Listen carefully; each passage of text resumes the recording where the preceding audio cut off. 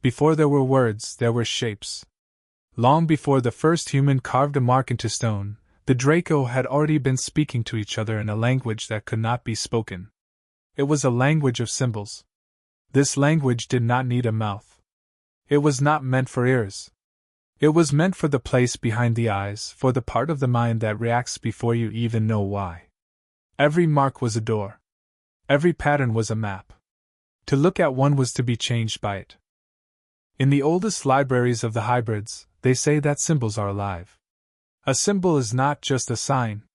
It is a being that waits to be noticed. The moment you look at it, it enters you and begins to work, whether you understand it or not. This is why the Draco never trusted words. Words die when the language changes. Symbols last. When the great coil of their mind began to travel from world to world, they left symbols behind them like seeds.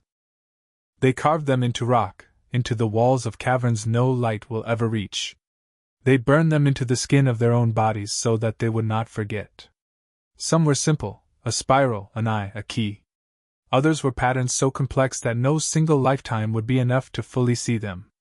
To the untrained eye, these symbols look like decoration. But to the Draco, they are a living code, the closest thing to thought itself made visible.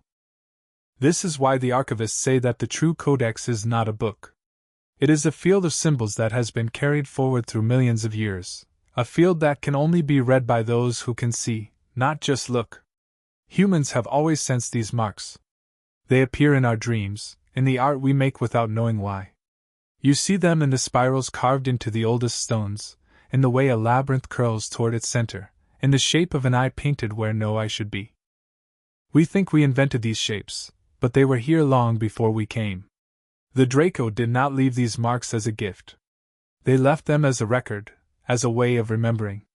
And yet, for those who notice them, they can be used as a key. Because the symbol does not care who looks at it. Once seen, it begins to move.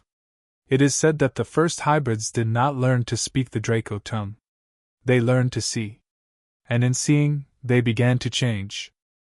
This is why the oldest hybrid records are not written in words, but in patterns that seem to shift as you stare at them. When you begin to look at these symbols long enough, you realize something unsettling.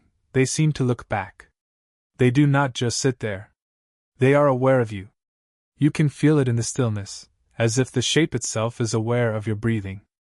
In this codex of symbols, we will decode the oldest marks left by the Draco, not as history, but as a living structure. You will see why some of these shapes are feared, why some were hidden, and why even now they appear on Earth in places we think of as sacred. Because for the Draco, a symbol is not a picture. It is a command written in a language that the unconscious obeys before the conscious even knows what has happened.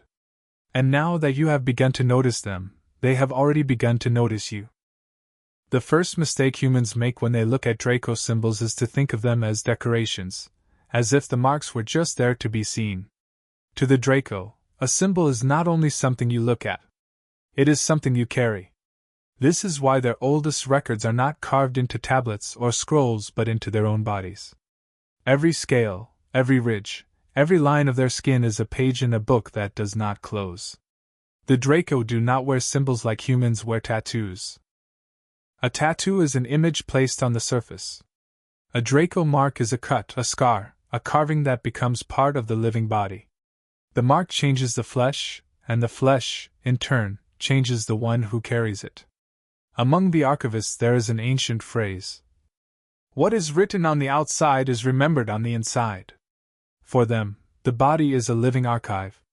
Every pattern carved into it is a reminder, not to be read with the eyes, but to be felt. When the light of a sun strikes those markings, something happens. The pattern wakes. The carved lines catch the light and reflect it into the eyes of those nearby. It is said that one who carries these marks becomes a walking symbol, that even to see them from a distance is to be changed by them. The manipulators use these marks differently. Their bodies are covered with symbols that enforce control. Every curve is a chain, every mark a lock. When they stand before others, these marks do not open anything. They close. They bind the space around them in silence. The archivists choose marks that do the opposite. Their symbols are open shapes, spirals that keep moving, forms that invite the eye to wander. To look at them is to feel pulled outward, not shut in. This is how you know the difference between a manipulator's mark and an archivist's mark. One tightens, the other expands. In the deep hybrids archives, there are images of scales that shine like mirrors, covered in marks that seem almost random. When these bodies move, the marks move too, changing shape as the muscles beneath shift. It is said that the marks are not complete until they are in motion. Stillness hides half of their meaning. There are certain symbols that no hybrid has ever drawn, because to draw them would be useless. They only exist when carried. Their meaning is in the way they grow with the flesh, in the way they become a living part of the being. In these cases, the symbol is no longer a picture at all. It becomes a rhythm. This is why the oldest Draco libraries are bodies, not buildings. They carry their records with them. When a Draco dies, those who know how to read the marks can trace the history of entire worlds on the patterns of their scales. It is said that some archivists can hold a single scale in their hands and see the memories of planets through the pattern left there. The hybrids who carry marks from birth say they sometimes wake in the night with the feeling that the marks are pulling them, that their own skin is remembering something their mind has forgotten. It is not a curse. It is the symbol working exactly as it was meant to. To the Draco, nothing external is permanent. Stars die. Stone crumbles. But the living body, for as long as it breathes, is the only place where a mark can endure in its full meaning. This is why they cut symbols into themselves. Not to decorate. To remember. The oldest hybrid scrolls say, "The body is the last temple, and every mark on it is a door that opens both ways, in and out." In the next halls of this codex, you will see the doors they carved, and the first of them is the simplest, and the most dangerous. The spiral and the eye. If you were to remove every symbol the Draco have ever carved, every pattern and every map, and leave only two, those two would be the spiral and the eye. The spiral is older than any star map. It is not a shape they invented. It is a shape they discovered. It appears everywhere, in the growth of a shell, in the path of a galaxy, in the way a storm coils upon itself. To the Draco, the spiral is the most honest shape in the universe because it never stops moving. It curves in on itself, and yet expands outward forever. To look at it is to see how the mind grows.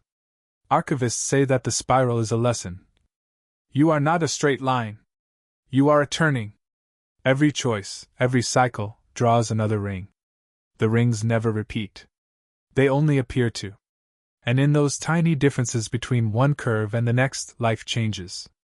The manipulators see the spiral differently. To them, it is a tool for control. They carve tight spirals, their curves pulled closer and closer together, so that the shape becomes a trap. Wherever they use the spiral, it closes like a snare. To step into it is to be caught. It leads inward but never out. The archivists carve open spirals, loose and unfinished, that stretch outward. Their spirals invite movement rather than capture. For them, a spiral is a door that has no final frame. To follow it is to leave the prison of repetition. This difference may seem small, but it is everything. In the hybrids libraries, there are sketches of spirals so delicate that a single extra curve changes the meaning from control to freedom. Those who can see these differences can tell, in an instant, whether a spiral belongs to a manipulator or an archivist. And then there is the eye. Where the spiral speaks of motion, the eye speaks of focus. The eye does not move. It watches.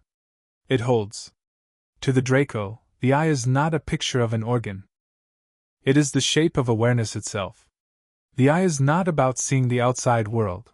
It is about being seen by the inside. It is a mark that says, "Nothing here can hide." The archivists place the eye in their symbols to remind themselves that even as the spiral opens, there is a center that remains still. It is the balance between change and presence. The manipulators use the eye as a threat. For them, the eye is a sign of surveillance, a way of saying, "You are never unobserved." Under their eye, nothing can act without permission. For the hybrids, these two symbols, spiral and eye, are everywhere. In dreams, they come together, a spiral that ends in an eye, an eye from which a spiral emerges. Sometimes the spiral winds so tightly that it becomes a pupil. Sometimes the pupil opens, and the spiral escapes. To look at these images is to feel a pull in two directions at once, to expand and to hold still. It is the same pull that splits the Draco mind. There is a story in the archivist's oldest records. They say that when a child of the hybrids first understands the spiral and the eye, truly understands them, their dreams change. In those dreams, they stand at the center of a turning coil. Around them, everything moves. And in the middle of that motion, there is an eye, their own, watching back. This is why these symbols are carved into rock, into skin, into the very bones of the Draco cities. They are not art. They are instructions. Every time you look at them, they adjust the way your thoughts turn. Every time they look at you, they remind you that you cannot escape your own center. Once you start seeing them, you realize how often they appear on Earth. In ancient carvings, in architecture, in the hidden corners of manuscripts. You thought these shapes were human. But they are older than us. And they are still here, doing their work, whether we believe in them or not. Among all the symbols that the Draco carried across stars, none is more feared or misunderstood than the serpent itself. Humans think they know this shape. We have drawn it on cave walls, carved it into the handles of weapons, built entire mythologies on its body. But what we draw is only a shadow. The symbol of the serpent is not about the creature. It is about the pattern the creature embodies. In the Draco Codex, the serpent is shown coiled around itself. It circles endlessly, mouth close to its tail. This is not an accident. To them, the serpent is a cycle made visible, beginning and ending in the same movement. It represents memory that never dies and patterns that repeat through eternity. And yet, the serpent is not just a cycle. It is also the moment when a cycle breaks. In the oldest records, archivists describe two ways of reading this symbol. For the manipulators, the coiled serpent is the perfect image of control. Its body closes on itself, holding everything within, never allowing the unexpected to escape. A world bound by a serpent is a world where nothing moves except by the will of the one who holds the coil. For the archivists, the serpent is not a cage. It is a mirror. They look at the circle of its body and ask, "Where will you open it?" To them, the serpent is an invitation. See the pattern. And then, when you have understood it, step outside it. This is why the same image appears in two opposite meanings. When the manipulators show the serpent, they show it with fangs, heavy, impenetrable, a threat to those who step out of line. When the archivists show it, they show a serpent with its mouth slightly open, breaking the circle, beginning a spiral. The serpent symbol also carries a secret few dare to say aloud. It shows that even the Draco, for all their control, have always known they are bound by patterns. It is a confession as much as it is a banner. The hybrids say that the serpent is a teacher of repetition. Its lessons are harsh. It brings you the same challenges, again and again, until you finally see the shape of your own decisions. Only then do you realize that the serpent is not wrapping around you, you are wrapping yourself inside it. When you finally step outside of the pattern, the serpent no longer chases you. The archivists call this moment the uncoiling. Many hybrid visions describe this as a dream. A massive serpent surrounding them, tighter and tighter, until there is no air. Then, suddenly, they see a single gap in the coil. Not a wide opening, just a sliver. If they move through that opening, the serpent unravels into a line, and the line becomes a path. For those who never find the gap, the serpent becomes a prison. For those who do, it becomes the beginning of freedom. On Earth, the image of the serpent appears everywhere. Coiled around staffs, guarding gates, circling the sun, carved on ancient stones. We think these are human symbols, but the resonance is too deep, too consistent, too old. The serpent keeps appearing because the pattern it represents is universal, the danger of forgetting and the chance of breaking free. In the Draco records, it is written, "The serpent is neither friend nor enemy. It is a mirror. And every mind must decide whether to stay in its circle or to uncoil. The serpent is both the lock and the key. It binds you. It watches you. And it waits, endlessly patient, for the moment when you are finally ready to step beyond the loop it has shown you all your life. That is why this symbol is both feared and honored. It represents the oldest truth the Draco know. Everything repeats. But nothing is forced to. There is a symbol that almost never appears in the open. It is found not on walls and not on scales but in the hidden spaces between other marks. It is known simply as the key. If the spiral shows you the path, and the serpent traps you in the pattern, the key tells you how to step through. Among the Draco, the key is not drawn as a human key with teeth and a handle. It is a shape made of intersecting lines, like two currents crossing at exactly the right point. When these lines meet, a doorway appears, not a physical door, but a door of attention. Archivists say, the key does not open the outside. It opens the inside. What they mean is that the key is not about breaking into hidden places. It is about creating a state in which a hidden place reveals itself. The key does not move the door. It moves you, until you are standing in the exact shape required for the door to appear. This is why the key is never carved by itself. It is always part of a larger pattern. Those who can see it know that the shape is complete only when the observer's mind completes it. When you look at a field of Draco symbols, your vision seems to catch on something. Two lines crossing, forming a tiny shape that was invisible a moment ago. And when you notice it, the pattern opens. To the manipulators, the key is a tool of selection. They place it only in the patterns of those who have already been shaped to obey. It is not a gift, it is a filter. Only those who already think as they are told can find it, and when they do, it leads them deeper into the prison of the coil. To the archivists, the key is an act of trust. They place it where anyone might stumble upon it. Even in the dreams of a being who has never seen a Draco. They believe that the key must remain in the open, because the act of seeing it is already the beginning of awakening. In the Codex of the Archivists, there are maps made only of keys. Each key unlocks another layer of understanding. Not by giving answers, but by creating the right angle of thought where answers reveal themselves. It is not a tool of force. It is a tool of alignment. Hybrids often describe the moment of finding a key in dreams. They wander through a place that makes no sense, endless hallways, stairs that lead nowhere, until they suddenly realize that two shadows cross in just the right way. They stop. The crossing opens like a door. And beyond it, the place is no longer the same.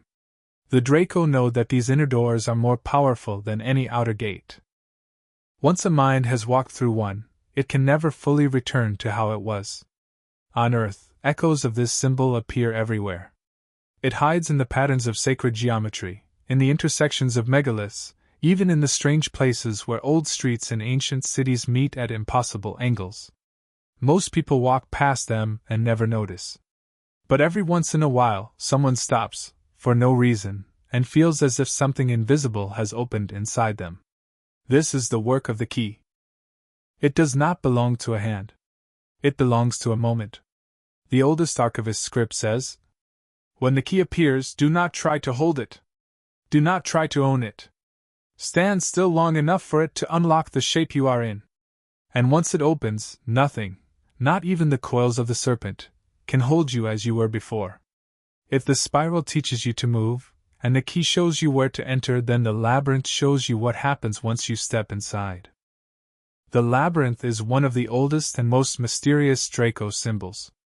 Unlike the spiral, which opens outward, the labyrinth twists back on itself with walls and passages, loops and dead ends.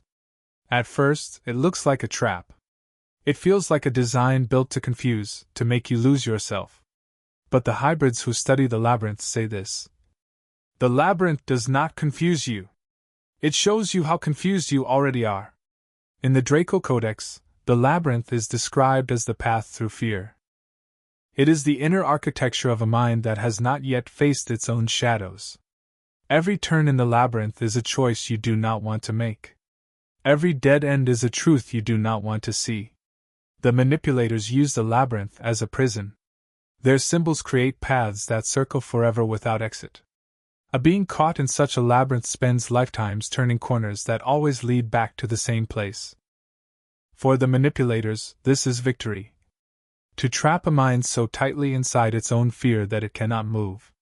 The archivists, on the other hand, use the labyrinth as a training ground. Their labyrinths are different. They also turn, they also confuse, but at the very center there is a space where the walls disappear. The journey through an archivist labyrinth does not end in despair. It ends in a confrontation with what has been hidden. At the center, there is no enemy, only yourself. In hybrid visions, the labyrinth often appears in dreams. They find themselves walking through endless corridors, with walls that seem to breathe. The sound of their own footsteps becomes louder and louder until they are sure something is following them. But nothing is there. The thing chasing them is their own fear. Archivists say that every labyrinth is different because it is shaped by the one who walks it. No two beings see the same walls. The labyrinth watches you as much as you watch it. And it changes shape according to the places you are unwilling to go. When a hybrid finally reaches the center, there is no grand treasure waiting for them. Instead, there is stillness. A sudden, overwhelming quiet. And in that quiet, the understanding that the walls were always made of themselves. From that moment on, the labyrinth no longer holds them. They can walk out, not because the walls opened, but because there are no more walls. On Earth, the symbol of the labyrinth has survived everywhere. In stone carvings, in the patterns of temples, in the circles drawn in sand by cultures that never met each other. Every labyrinth whispers the same thing. If you walk long enough, if you keep choosing to move forward even when you are afraid, the walls will show you who you are. The manipulators fear this symbol when it is used as the archivists intended. Because a being who has walked through a labyrinth and faced its center cannot be controlled in the same way. They are no longer trapped by fear. And that kind of mind is dangerous to any system that thrives on obedience. This is why labyrinths appear as tests in so many worlds. They are not just mazes to be solved. They are mirrors. And the one thing they demand is courage. In the hidden sections of the Codex, the labyrinth is described with one simple sentence. The way out is not found. It is made. There is a truth about Draco symbols that few hybrids ever speak aloud. A symbol is never just a symbol. It is also a direction. And two beings can carve the same mark but make it lead in opposite ways. This is why the same images, the spiral, the serpent, the key, the labyrinth, can free one mind and imprison another. The difference lies not in the pattern, but in the intent that shaped it. Archivists describe this with a phrase. The symbol is a door, but the hand that opens it decides where it takes you. The manipulators learned early that a symbol can become a lock. They carve it so precisely, so tightly bound, that anyone who looks at it cannot see beyond its surface. Their symbols are beautiful and perfect, but their perfection is a cage. To enter these symbols is to be trapped inside the mind of the one who made them. Archivist symbols look less strict. At first glance, they even seem unfinished. A curve that doesn't quite close. A line that ends before it should. But that open space is deliberate. It invites movement. It leaves room for the one who looks at it to add themselves. And in that way, the symbol becomes alive. This difference can be felt. The hybrids say that when you stand before a manipulator's mark, you feel small. It is as if all the energy is pulled into the symbol itself, leaving no space for you. But when you stand before an archivist's mark, the space expands. You feel as if the air around you grows larger, as if you are being asked a question rather than given an answer. This is why, in places where both factions have left their traces, the symbols sometimes argue with each other. The manipulators will carve over the symbols of the archivists, trying to trap them inside new layers of meaning. And the archivists will return and open those same marks, breaking the loops, letting them breathe again. In some ruins on Earth, you can still see this, a spiral scratched over with sharp lines, and then softened again by another hand. An endless battle, fought with shapes instead of weapons. In the Codex there is a teaching. Every symbol is a field. If the field is closed, it holds. If the field is open, it moves. The manipulators use closed fields. They believe that power comes from keeping form. Archivists use open fields. They believe that power comes from allowing form to change. This is not a difference humans can always see at first. The lines may look identical, but when you look long enough, the effect is unmistakable. You can feel yourself either tightening or loosening, either shrinking into a point or unfolding into something wider. On Earth, both versions of symbols are everywhere. Some temples carry patterns that press down on you, making you feel smaller with every step. Others open something inside you the moment you cross the threshold, even if you do not know why. The hybrids say that the only way to tell the difference is to stand still and feel. If a symbol makes you forget yourself, it belongs to the manipulators. If it makes you see yourself more clearly, it belongs to the archivists. This duality has existed since the first fracture of the serpent. It is a quiet war that has never ended. One side wants symbols to be a wall. The other wants them to be a window. And in every world where these marks are found, every being who sees them is faced with the same choice. Will you look at this shape as a command, or as an opening?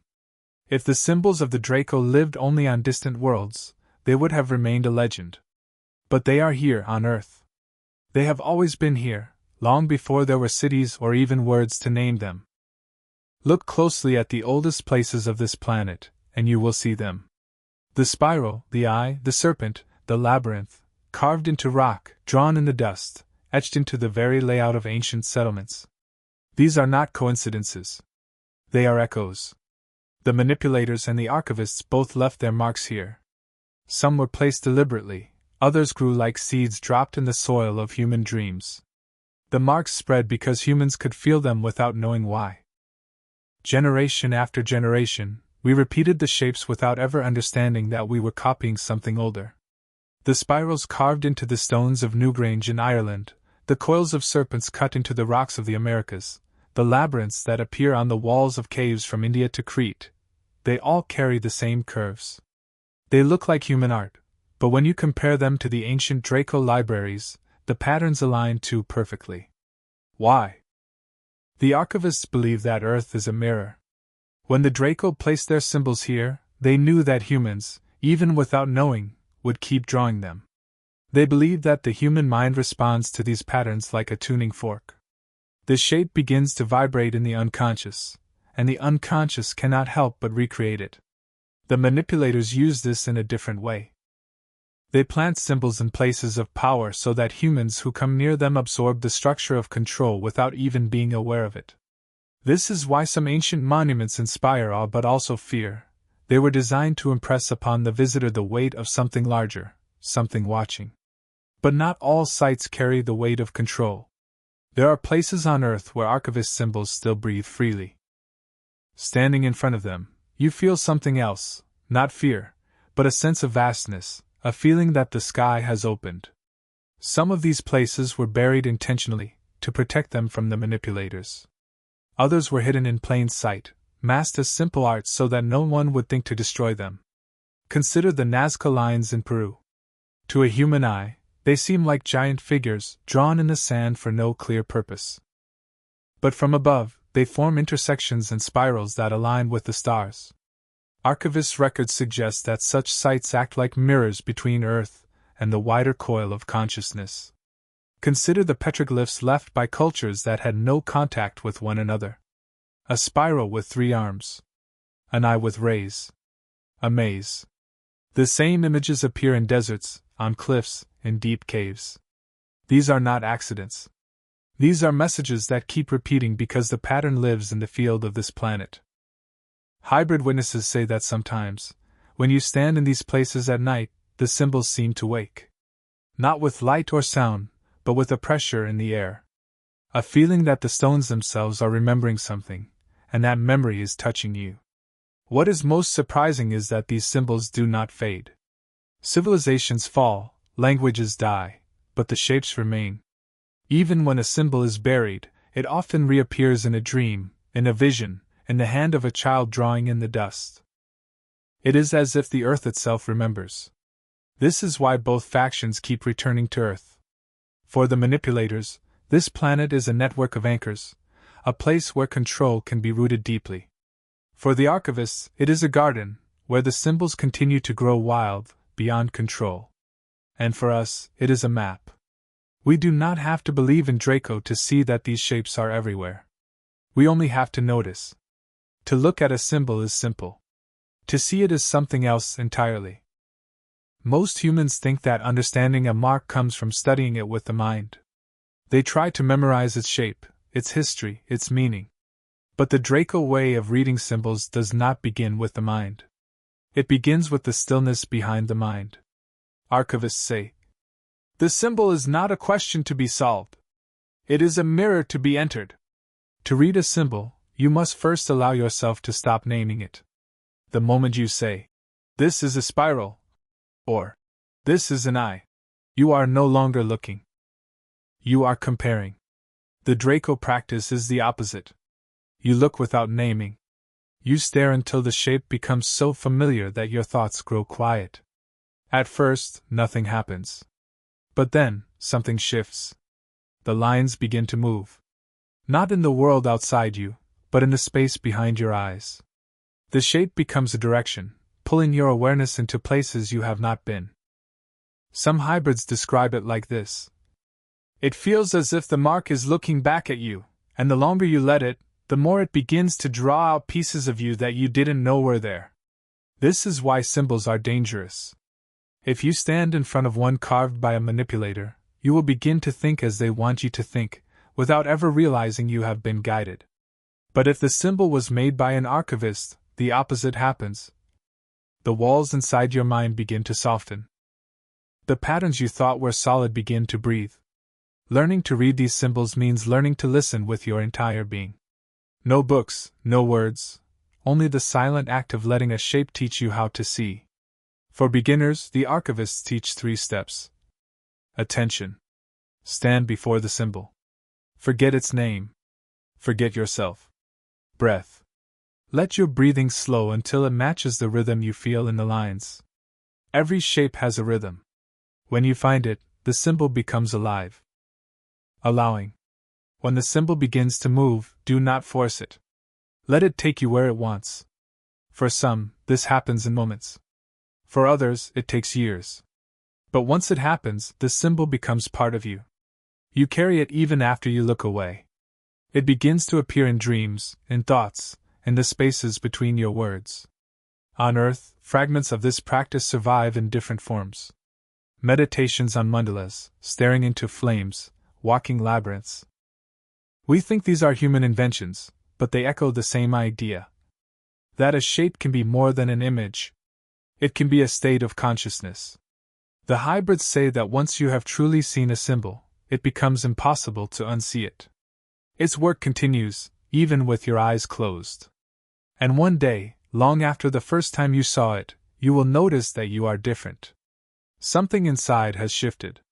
You do not know when it happened. You only know that you can never fully go back. The Dracos say, "Do not try to master the symbol. It is already part of you. Let it teach you how to remember that." In the end, after all the shapes, the spirals, the keys, the serpents, the labyrinths, there is only one thing that the archivist ever wanted you to understand. A symbol is a door. It was never meant to be decoration. It was never meant to be a puzzle to solve. It is a threshold. And the moment you step through it, you are no longer the same. For the Draco, these symbols are not about worship. They are a way of holding a conversation with the universe itself. The spiral speaks to motion. The eye to presence. The serpent to patterns. The key to alignment. The labyrinth to courage. Every mark is an invitation. Look, and see what you will become if you enter. Those who fear change stand outside the door. Those who step through find that on the other side, there are more doors. Always more doors. And yet, the greatest secret is that none of these symbols are foreign to you. You do not need to learn their language from another species. The moment you truly see them, you realize they were already inside you. The Draco did not invent them. They only showed you what has been there since the beginning. This is why the archivists believe that humans can awaken without a single word being spoken. That a pattern in the sand, a curve in a temple wall, a spiral in the shell of a snail, can be enough to unlock the same thing that they unlocked in themselves. The manipulators fear this more than anything. Because a mind that has stepped through its own door is a mind that cannot be ruled. And that kind of mind can start to see the real battlefield that has always been hidden behind symbols. The battlefield of choice. If you have listened to these words and felt something stir, a memory, a picture, a quiet thought that will not leave you, that was the work of the symbols. They do not need your belief. They only need your attention. The Codex ends with a question carved into the stone of a ruined world. What will you do when the door appears in front of you? It is not a question about Draco. It is not a question about archivists or manipulators. It is a question about you. Because there will come a moment when you see a shape that does not let you look away. And when that moment comes, you will know that the door has opened. Only you can decide whether to step through. If while listening to this journey you felt a symbol calling to you, write it below. Describe it. Even a single word. Leave your mark for others to find, so that the field of symbols continues to expand through us as it has through time. Subscribe if you want to keep walking further into these hidden halls. And remember, the door you are looking for has already been waiting. It is only waiting for you to see.